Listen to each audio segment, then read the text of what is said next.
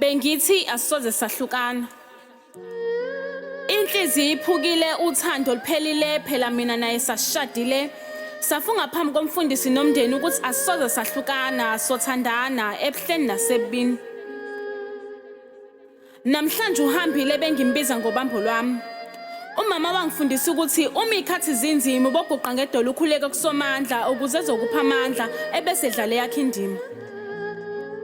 Bengikhuleka njalo ngithe emagameni amathathu elikayise nelendodana nelikaMocwebileyo. Elikayise ngicela limbuyise, elendodana ngicela limkhumbuze ukuthi mina naye sashadana. ElikaMocwebileyo ngicela likhulume naye ngaphakathi limkhumbuze ukuthi kimi ngothandiweyo. Bengimkhulekela umandla kusomandla noma bengiphelelwa amandla bekubambelela kusomandla ngoba uyena onamandla. Dali sathembisana sisoze salahlana pho kungani wena leso sithembiso namhlanje usiphulile. Empeleni ungidlalile izinyembezi ngawe ngisikhalile anginabo ubufakazi ngaphandle kwalenhliziyo yami ekhala igazi nesibazi ongishiye naso kungusona ufakazi. Bengithi asisoze sahlukana ngoba uthando besinikana, izinhliziyo siphathelana, imizimba sibolekana. Nginginike konke kwami, uqobo lwami nothando lwami, nawe dala ungufakazi ngikuthandile noma ekugcineni wena ungishiyile. Umpume imbongikazi.